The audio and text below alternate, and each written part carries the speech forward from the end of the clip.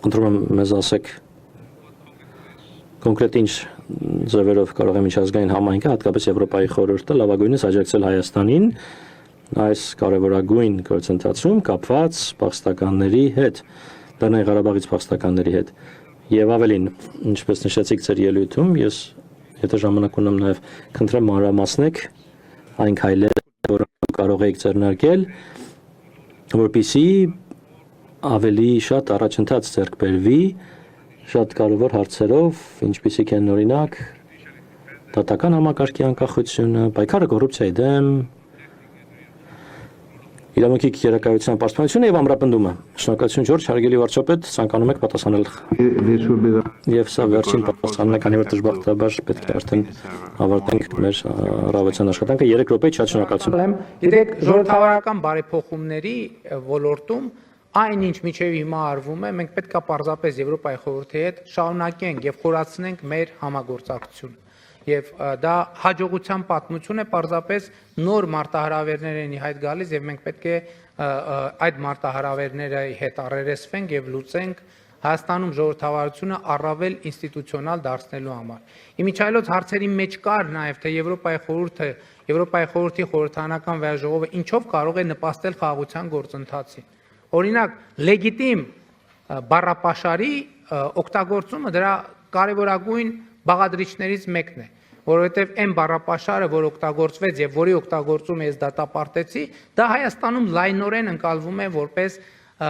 տարածքային նկրտում Հայաստանի Հանրապետության ինքնիշխան տարածքի նկատմամբ։ Էլի եմ ասում, խնդրում եմ բոլորիդ, Վաշինգտոնի հռչակագիր ընդամենը 1 էջանոց փաստաթուղթ է, 1 էջանոց 5 կետ։ Խաղաղության համաձայնագիրն էլ հրապարակված իմիջայլոց շատ մեծ չէ, եւ դա է այն լեգիտիմ եւ համաձայնեցված բառապաշարը, որի վրա մենք պետք է հիմնվենք եւ որի օգտագործումն է միայն, որ մեզ հնարավորություն կտա նորածին խաղաղությանը խնամել եւ հասունացնել։ Ինչ վերաբերվում է Ղարաբաղի փախստական մեր հայրենակիցներին, արդեն ասի, մենք հույս ունենք, որ միջազգային հանրությունը ֆինանսական աջակցություն ցուցաբերի ավելի շատ նրանց բնակավորման հարցերը լուծելու համար, բայց Եվրոպայի խորհուրդը նույնպես կարող է աջակցել Ղարաբաղի մեր հայրենակիցներին համար տարբեր ծրագրեր իրականացնելով, այդ թվում վերամասնագիտացման, կրթության հարցերում նրանց աջակցության եւ կարծում եմ, որ դա շատ կարեւոր ուղղություն է, որպեսզի նրանք Հայաստանի զարգացող աշխատանքի շուկայում ավելի արագ գտնեն իրենց տեղը։ Իհարկե Հայաստանի կառավարությունը նման ծրագրեր իրականացնում է եւ միջալոց առաջիկայում մեր կառավարությունը պատրաստվում է համաժողով կամ աշխատաժողով հրավիրել, որտեղ մասնակից կլինեն Լեռնային Ղարաբաղից փախստական դարձած մեր հայրենակիցներ եւ այդ աշխատաժողովի ընթացքում փորձենք անմիջապես իրենցից լսել տպավորությունները միջև այժմ իրականացված ծրագրերի վերաբերյալ եւ նաեւ որոշակի միջնաժամկետ եւ երկարաժամկետ ծրագրերը համաձայնեցնել նրանց հետ կամ նրանց առավելագույնս ներառել բովանդակությանը ու քանի որ վերջին պատասխանն է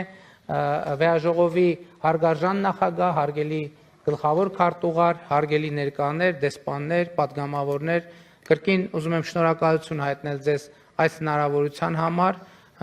եւ իմ հարգանքների հավաստիքը Եվրոպայի խորհրդին եւ նրա բոլոր ինստիտուտներին եւ շնորհակալ եմ Հայաստանի ժողովրդավարությանը այս ընթացքում ձեր ցուցաբերած աջակցության համար։ Շնորհակալ եմ։